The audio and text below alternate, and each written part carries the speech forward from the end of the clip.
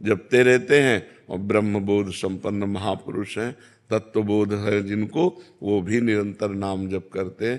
तो नाम जप करो और असत भोगों का त्याग करो। सत भोगों से तो शरीर का पोषण करो, धर्म का पालन करो, असत भोगों का त्याग करो, जिसे शास्त्र निषेध करता है, जो पाप कर्म है उनका त्याग कर दो, तो आगे बढ़ते चले जाओगे। राधे राधे महाराज जी। महाराज जी, इनका भी प्रश्न ऐसा है, इसमें पूछना चाह रहे हैं कि मतलब एक तो हम चीज का त्याग कर देते हैं, एक है कि इच्छाएं हैं, कामनाएं हैं, बट उसको स्वीकार कर लिया तो उसके परिणाम में फिर विचलित नहीं होंगे, ऐसा मतलब कोई ऐसे एक है कि नहीं खाना मेरे को, रसगुल्ला नहीं खाना, तो एक है कि रसगुल्ला नहीं, खाऊंगा फिर अगर रसगुल्ला खाना नहीं खाना ये हमारे मन की बात नहीं चलेगी। शास्त्र क्या कहता है? तस्मात् शास्त्रम प्रमाणम ते कार्याकार्यो व्यवस्थितो। अगर शास्त्र कहता है, जैसे काम भोग है, अपनी पत्नी के साथ काम भोग किया हुआ वो धर्म में है, लेकिन दूसरे की पत्नी के साथ किया हुआ पाप में है। जो पापी पुरुष ये सोचता है कोई शोक नहीं, कोई चिंता नहीं, कोई प्रायश्चित नहीं, तो पापी पुरुष है, अंतःकरण मलिन है, वो नीच है, दुर्गति को प्राप्त होगा। ऐसा थोड़ी कि तुम्हारे सोचने से हो जाएगा, तुम्हारे सोचने से नहीं होगा। शास्त्र प्रमाणित विषय होना चाहिए। ये नहीं कि एक है कि विषयों की लालसा है और उसको दबा रहा है, और एक है कि विषयों की लालसा है वो भोग रहा है, कोई प्रायश्चित नहीं, कोई पश्चाताप नहीं, तो घोर पापी पुरुष का लक्षण है। ये तो घोर पापी पुरुष का लक्षण है। ये कोई पुण्यात्मा या सतमार्ग वाले का लक्षण थोड़ी। सतमार्ग वाले से तो जरा सा धर्म विरुद्ध होगा तो हृदय जलने लगेगा, त्राहिमाम बोलेगा, वो पश्चाताप करेगा, अनुष्ठान करेगा जिससे उसका पाप नष्ट हो। ये तो जैसे आतंक है कि हजारों को मार दिया, उनको कोई पश्चाताप नहीं और जाके पार्टी मनाते हैं। ऐसे विषयी भोगी पापी पुरुष हैं, गलत आचरण करते हैं और खूब खुशी होते हैं कि आज तो हमने ऐसा किया। ये पापी पुरुष का लक्षण है, ये पुण्यात्मा महात्मा या सतमार्ग का लक्षण नहीं। सतमार्ग वाला है कि जो धर्म विरुद्ध आचरण भूल न दें कुमारग पाऊं, भूल करके भी हम असत आचरण नहीं करेंगे। अगर असत आचरण बन गया तो भारी जलन, भारी पश्चाताप और उपाय पूछेंगे कि उस पाप का प्रायश्चित क्या होना चाहिए जो हमसे हो गया। यह है सतमार्ग में चलने वालों का, ऐसा नहीं है तो पापी पुरुष का लक्षण है। क्यों?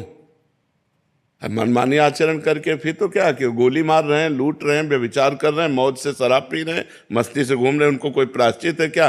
ये तो पापी पुरुष का लक्षण है। ऐसी गंदी बात मन में मत लो। अभी नए बच्चे हो, फिर गंदे आचरणों में बहते चले जाओगे। हरिपद दास जी बरसाना से। महाराज जी राधे राधे। श्री हरिवंश। महाराज जी, आप कह रहे हैं कि एकांतिक वार्तालाप में एक बार आपके प्रकट शरीर का नाम तो जानते हैं और आंतरिक शरीर का नाम भी जानने को मिला। महाराज जी, हम जानना चाहते हैं कि उस स्वरूप का परिधान एवं परिचर्या क्या है महाराज? कितने रुपया बैंक में जमा है, कितने जेब में है, ये पोस्टर लगाया जाता है क्या? ये पोस्टर लगाया जाता है क्या? आपका स्वरूप क्या है, उसकी पहनावा क्या है, आपकी सेवा क्या है, ये हमारा पर्सनल विषय है। आप अपनी स्थिति की बात करो कि आपकी साधना में क्या विक्षेप है, उसका उत्तर लीजिए। ये कोई प्रचार प्रसार का विषय है क्या? पोस्टर लगाने का विषय क्या? साधना को, दिनचर्या को, उपासना को, उपास्य को गुप्त रखा जाता है। ये कोई एकांतिक में वर्णन करने वाली बातें है क्या? आप अपनी साधना में बताइए कि आप कहाँ पहुँच रहे हैं, जहाँ पहुँचने में विक्षेप हो उसका उत्तर लीजिए।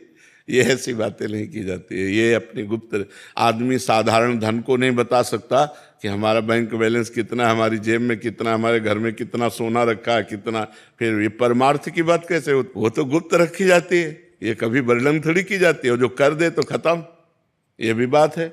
अगर भावावेश में आके अपनी प्रधानता रखने के लिए कर दे तो वहीं से स्टॉप हो जाएगा।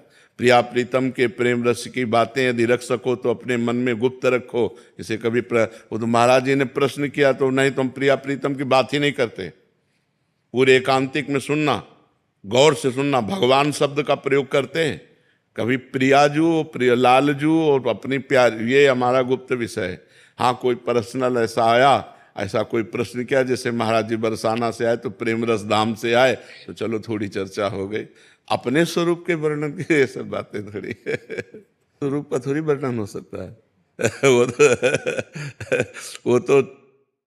वो तो स्वाद का विषय है। रसगुल्ला आपको खवाया कैसा लगा? बोले मीठा। कैसा मीठा लगा? बोले बहुत मीठा। नहीं, कैसा बहुत मीठा? बोले खा के देख लो।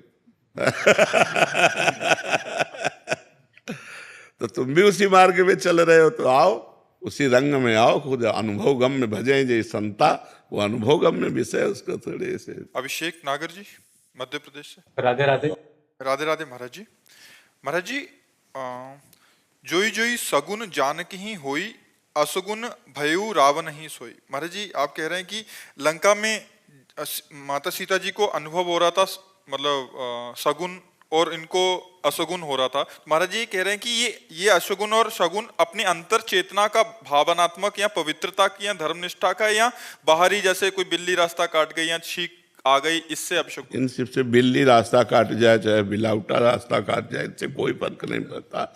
वहां एक भागवतिक संकेत है कि जब स्त्री शरीर का बाम अंग फड़कने लगता है तो कुछ शुभ होने वाला है, और जब पुरुष का बाम अंग फड़कता है तो कुछ अशुभ होने वाला है, ऐसा संकेत होता है। तो बाम अंग फड़कने लगे जानकी जी के, तो उनको शुभ शकुन होने लगा कि, और रावण के अशकुन होने लगा। जब बाम अंग उनके फड़कने लगे तो उसको अपशकुन होने लगे कि कुछ अब गलत होने वाला है। तो वहाँ संकेत मात्र केवल उसके लिए। बिल्ली में भगवान देखो कभी अपशकुन नहीं होगा, भगवान तो बिल्ली में भी विराजमान है। राधा राधा कहो कोई बाधा नहीं, जब घर से निकलो तो राधा राधा राधा राधा राधा। जहाँ तुम्हें ऐसा लगे किसी ने छींक दिया, किसी ने अपशकुन कर दिया, किसी ने, तो वहाँ राधा राधा राधा बोलो। गांव में बहुत सी ऐसी प्रणालियां हैं, ये कोई शास्त्रीय नहीं है। शास्त्रीय ग्रह नक्षत्र हैं जो प्रतिकूल होने पर दंड देते हैं और अनुकूल होने पर सुख सुविधा देते हैं। तो समस्त ग्रहों की शांति के लिए भगवान का भजन करें, वो सर्वलोक महेश्वर हैं। उनके भजन करने से कोई ग्रह नक्षत्र प्रतिकूल होने पर भी प्रतिकूल फल नहीं देता, और भगवान से विमुख है तो अनुकूल होने पर भी अनुकूल फल नहीं देता।